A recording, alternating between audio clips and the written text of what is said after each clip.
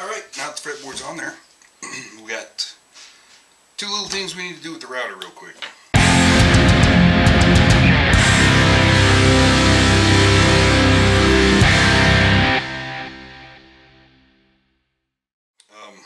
First, let's flush trim this thing, which incidentally is the main reason we left a little bit of meat.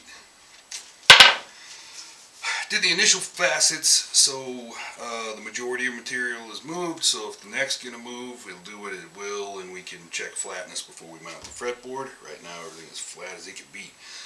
But we leave the back facet so we have something to clamp to, and this facet, so, well, it's not really a facet, but we leave some material here so we have something to run the flush trim on. After we flush trim it, then we will cut the binding channel almost through the fretboard material. I want to leave a thin line of Ziricote, and we'll put the maple on top of that, and it'll look awesome.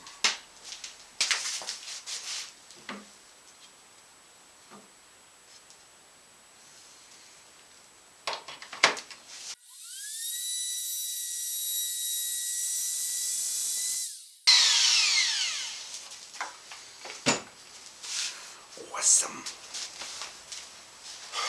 Alright, we're going to do a few shallow passes.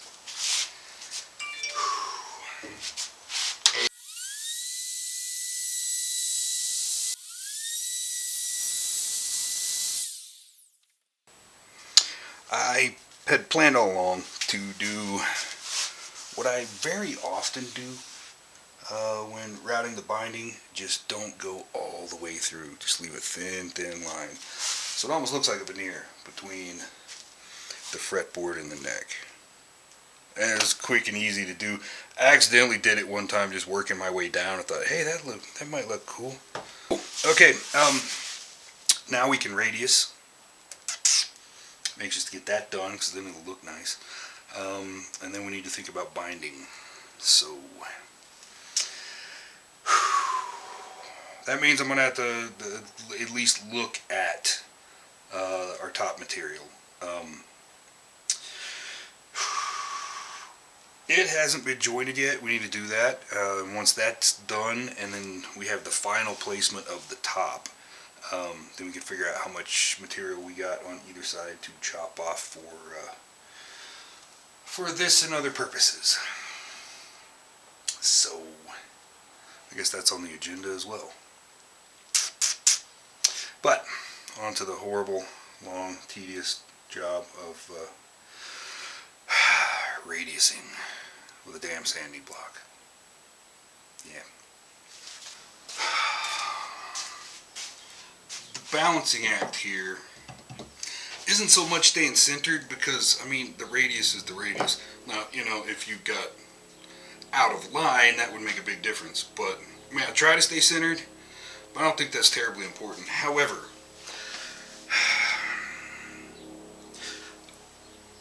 what I've come to realize I have to worry about is in these passes, you spend more time in the middle than you do on the ends.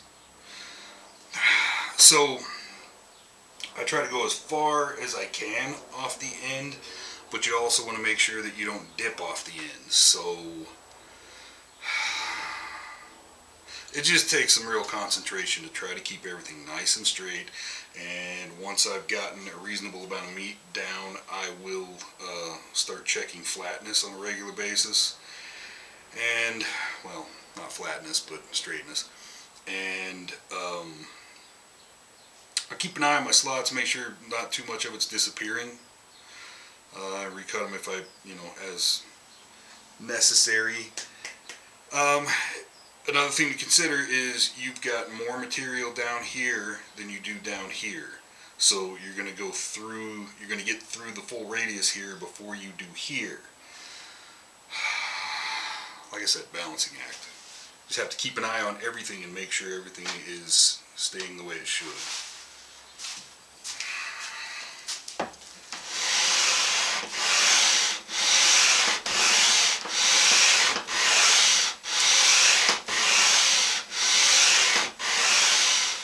So I usually try to put most of my pressure right in the middle. and go to just maybe slightly past it.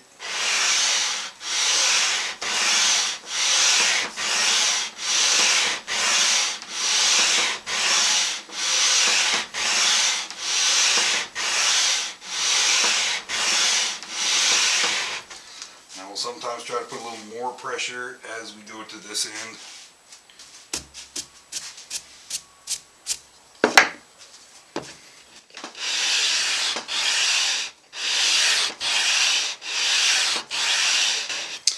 Should also mention it's pretty important to keep the whole neck supported, because when you're putting pressure on it, it's going to move, and when you're sanding something that's moving, it's not going to be good results.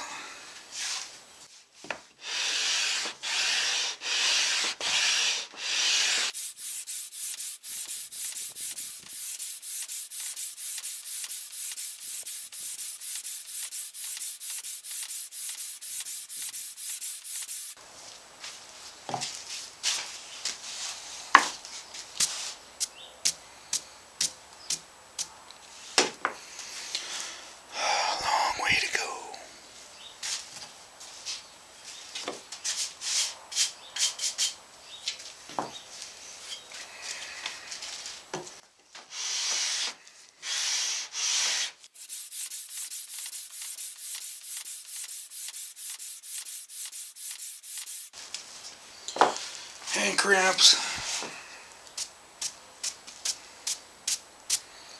I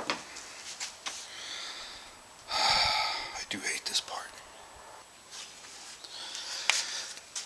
Now that we're getting close, it's a good time to start checking slot depth.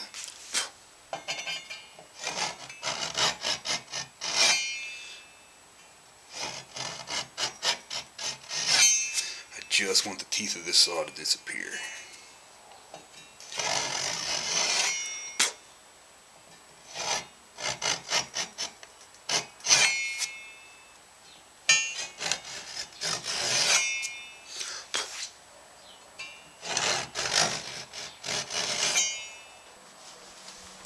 So I was looking at her top material, and double checking the joint.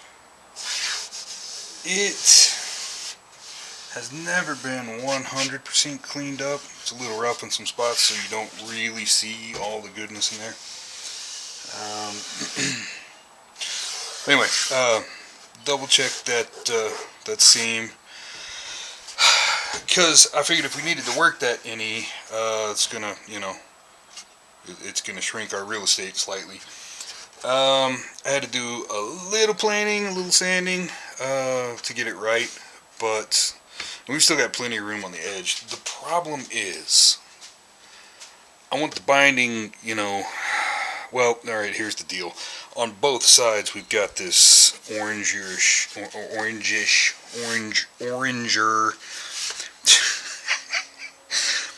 darker stuff that's creeping in, and the whole point of taking some off of this for binding is so that it matches the top, and this doesn't match what's in the middle. On top of that, we would have, some that was mapley colored and some that was a little darker orange, and I want it consistent all the way through. Alright, so I went and looked at some of my scraps, and I've got some bird's eye that is curly as well, and it's absolutely gorgeous. It doesn't quite match this. The end grain does, kind of. I mean, you don't really have a lot of curl there, but it has a lot of the same features and definitely the same colors.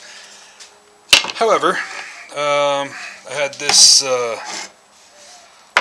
old curly maple fretboard blank that is probably just not fretboard quality. And I think on the side that'll match real well, and it's got a lot of curl, and that will be sexy as hell. So I'm kind of thinking I'll just cut a couple strips off of this thing and use this for binding.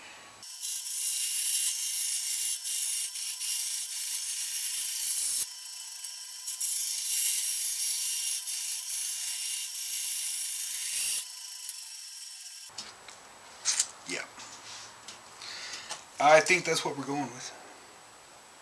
I realized at the last minute yesterday,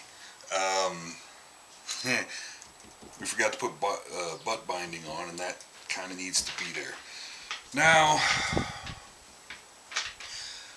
in the case of like my son's guitar, you know, I did a 45-degree miter on the end of those because there was a veneer between the binding, so I mean it needed that to look right. Most of the time I'm a little lazy and I just overlap and it looks fine. It's the same material, it's I don't think noticeable. So I'm doing that this time. I also hit my my little shelf, both sides lightly with some paper, just to, you know, sometimes when you're running the saw through there, you'll pull little tiny bits out. You know, I want to make sure that's nice and clean. We also, now would be a good time to check, and that thing is just about as flat as it can be.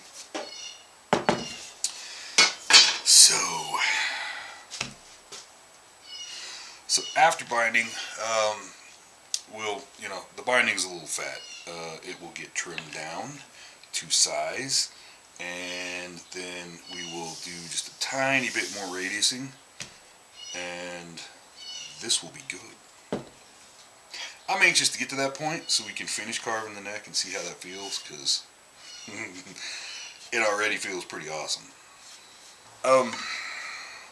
I used this guy to clean up two sides. They were already pretty clean, but this curly maple, it always feels a little rough. So I guess we're gonna have to do it.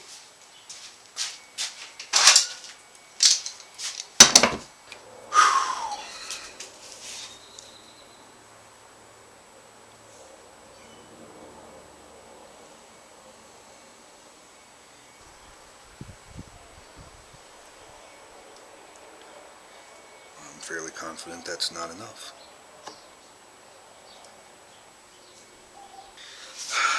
I just hate going overboard. Overboard means a lot more cleanup.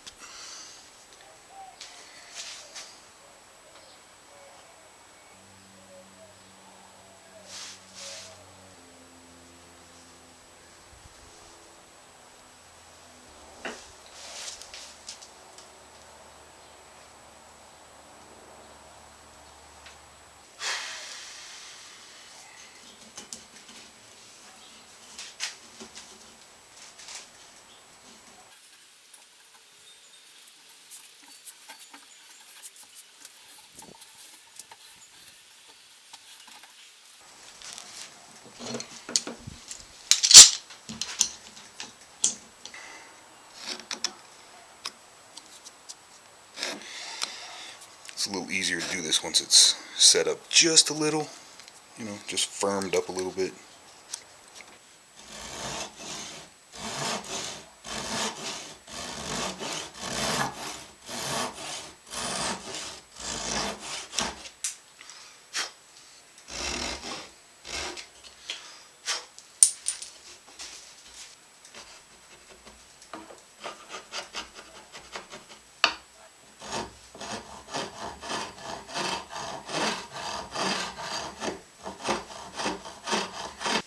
I'm scared to try to plane this curly maple. I don't mind admitting.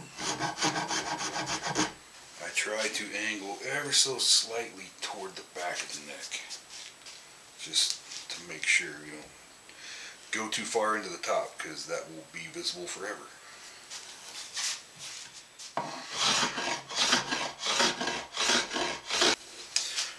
Get this worked down, then we'll have less material to work down on the top. We'll go just real close to the fretboard, and then use the sanding block, radius sanding block.